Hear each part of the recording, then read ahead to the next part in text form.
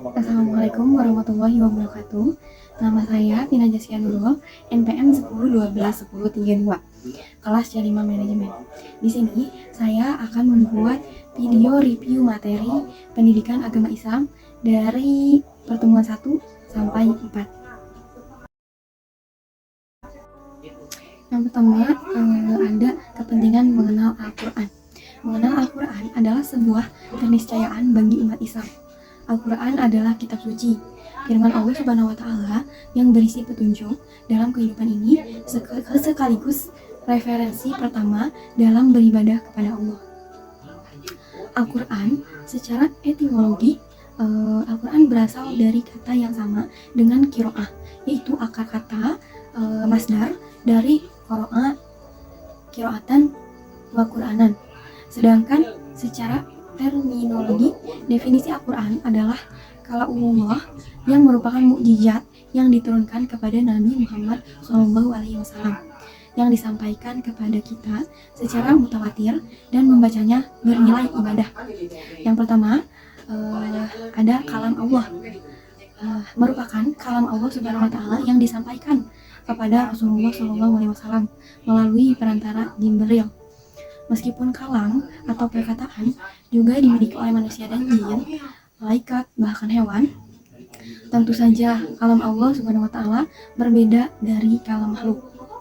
Yang kedua, ada mukjizat, berarti menetapkan kelemahan, yakni ketidakmampuan mengerjakan sesuatu lawan dari kudroh atau potensi, power, atau kemampuan. Yang ketiga, diturunkan kepada Nabi Muhammad SAW. Yang keempat, diriwayatkan secara mutawatir. Setiap kali Rasulullah SAW menerima wahyu yang berupa ayat-ayat Al-Quran, beliau membacakannya di depan para sahabat, kemudian para sahabat menghafalkan ayat-ayat tersebut. Yang kelima, membacanya bernilai ibadah. Di antara keistimewaan Al-Quran adalah mempunyai pahala besar yang akan diperoleh bagi orang yang membacanya. Dengan demikian, bernilai ibadah sekaligus membedakannya dari hadis kursi, baik dalam sholat maupun di luar sholat. Yang materi kedua, ada nama-nama Al-Quran atau Asmaul Quran adalah istilah dalam bahasa Arab yang mengacu pada berbagai nama atau gelar yang digunakan untuk merujuk kepada Al-Quran dalam teksnya sendiri. Al-Quran memiliki sejumlah nama-nama lain, sebagaimana Allah menyebutkan dalam Al-Quran itu sendiri. Yang pertama, ada Alkitab. Al-Quran disebut Alkitab sebagai isyarat bahwa Al-Quran baru harus ditulis.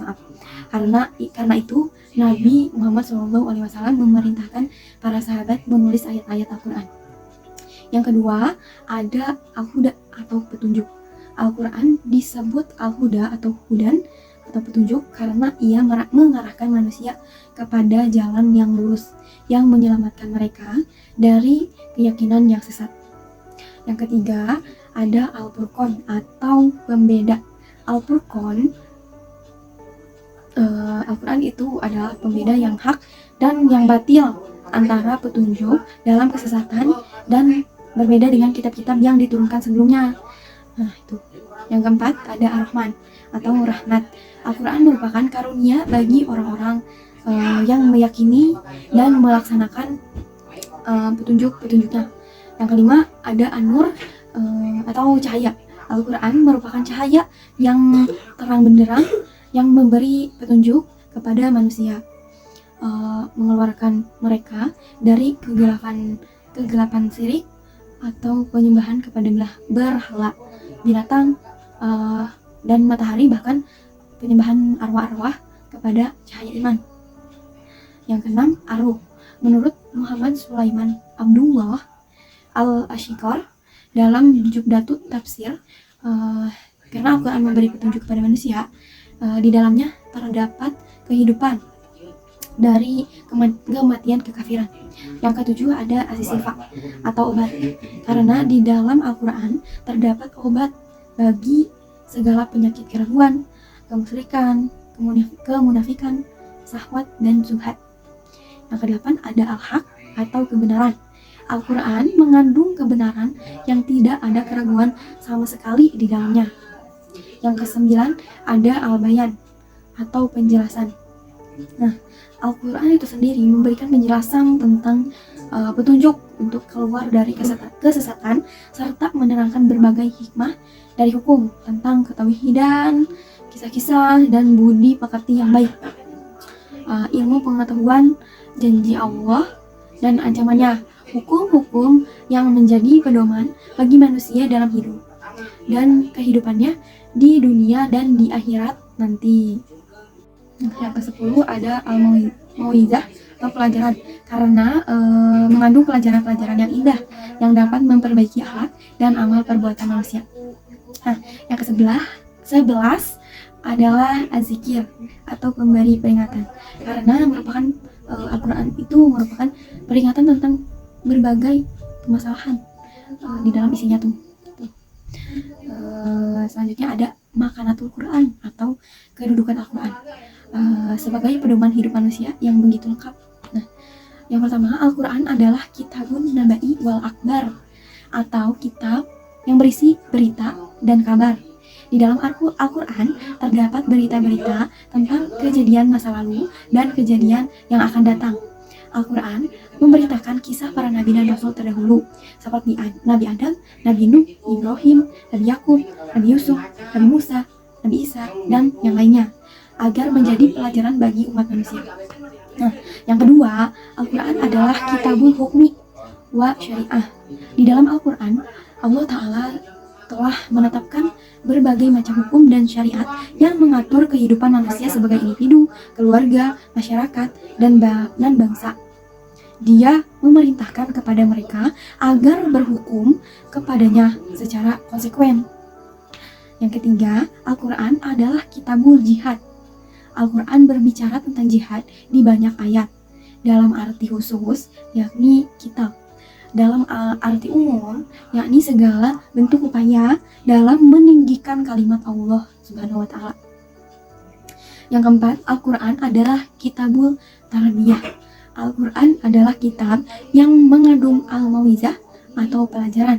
Yang kelima, Al-Quran adalah minhajul hayah atau pedoman hidup. Al-Quran telah memuat seluruh pedoman yang dibutuhkan manusia, berupa akidah, ibadah, hukum muamalah, akhlak, politik, ekonomi, permasalahan kehidupan lainnya. Yang keenam, Al-Quran adalah kitab ilmu pengetahuan. Materi selanjutnya ada tuntutan iman kepada Al-Quran. Yang pertama, mengakrabi Al-Quran. Cara mengakrabi Al-Quran yaitu dengan melakukan interaksi yang intens dengan Al-Quran, dengan cara mempelajari ta'alumuhu atau mengerjakannya, atau talimu kepada orang lain. Poin pertama ada pemahamannya, yaitu dengan mempelajari dan mengajarkan maknanya dengan baik, tekstual maupun kontekstual, sesuai pemahaman para salafus salih. Poin kedua ada penerapannya, yaitu dengan mempelopori penerapannya dalam kehidupan dan mengajak orang lain untuk melakukan hal yang serupa. Poin ketiga ada menghafal dan menjaganya. Yang kedua ada mendidik diri dengannya, berusaha mendidik diri supaya sifat-sifat dan karakternya sesuai Al-Quran sehingga mengsibah atau mencelupkan dirinya secara utuh dengan Al-Quran. Yang ketiga, tunduk menerima hukum-hukumnya, yaitu dengan cara mematuhi dengan segala ketundukan dan lapang dada kepada hukum-hukum yang ada di dalam Al-Quran sebagai bukti ketundukannya kepada Allah Subhanahu wa Ta'ala. Yang keempat, menyeru orang kepadanya dengan mengajak orang lain untuk mengikuti segala petunjuk Al-Quran dengan cinta atau kepedulian dan rasa tanggung jawab sesama muslim. 5. Menegakkannya di bumi, yaitu dengan Al-Quran dalam dirinya sebagai individu, dalam kehidupan sosial politik sebagai anggota komunitas muslimin. Nah, mungkin itu saja yang bisa saya sampaikan. Mohon maaf atas kekurangan dan kesalahannya. Wassalamualaikum warahmatullahi wabarakatuh.